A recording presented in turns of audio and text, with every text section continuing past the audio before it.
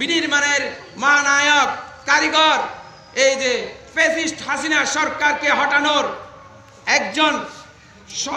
একজন অত্যন্ত গুরুত্বপূর্ণ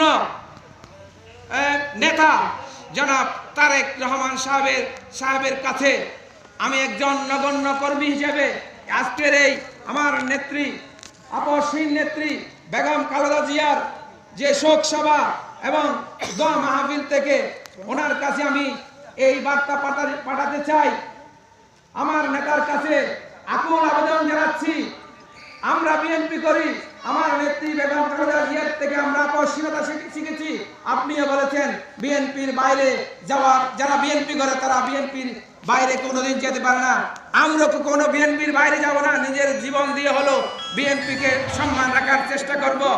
প্রাণপ্রিয় নেতার কাছে আজকের এই দোয়া মাহফিল ও শোক সভা থেকে আমি বলতে চাই, আপনি চন্দনেশের এই যে আগা গোড়া একজন আওয়ামী লীগকে বাদ দিয়ে আমাদের যেই বিএনপির প্রার্থী আছে ওখান থেকে একজনকে দানের শীষ প্রতীক দেন।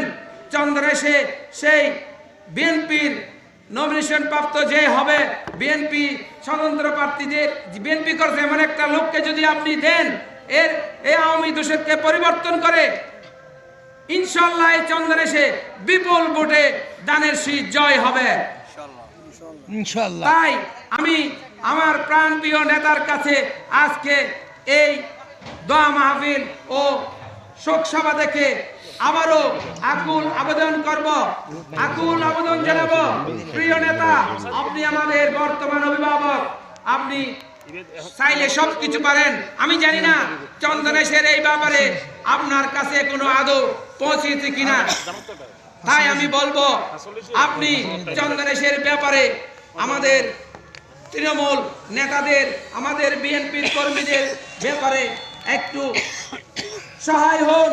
এই আওয়ামী দোষরকে পরিবর্তন করে বিএনপি থেকে যারা স্বতন্ত্র প্রার্থী হিসেবে নমিনেশন জমা দিয়েছেন তাদের একজনকে এই মার্কাটা দেন। এটা চন্দনেশের প্রাণের দাবি, জাতীয়তাবাদী জিয়ার সৈনিকদের প্রাণের দাবি। আপনি এই দাবিকে সমর্থন করে আপনি এই দাবিকে সমর্থন করে একজন যারা বিএনপি থেকে স্বতন্ত্র প্রার্থী হয়ে নমিনেশন দিয়েছে তাদেরকে এই মার্কাটা দিবেন। এই আশা ব্যক্ত করে আগামী দিনে আবারও দেখা হবে, সবার সাথে কথা হবে, এই প্রত্যাশা রেখে আবারও আমার প্রাণপ্রিয় দেশনেত্রী, সর্বকালের সর্বশ্রেষ্ঠ নেত্রী, সারা বিশ্বের একজন নেত্রী হিসেবে পরিচিত দেশনেত্রী, আপসহীন নেত্রী মরহুমা বেগম খালেদা জিয়ার আত্মার মাগফিরাত কামনা করে সবাইকে ধন্যবাদ জানিয়ে আমার বক্তব্য শেষ করছি। আল্লাহ হাফেজ। বাংলাদেশ জিন্দাবাদ।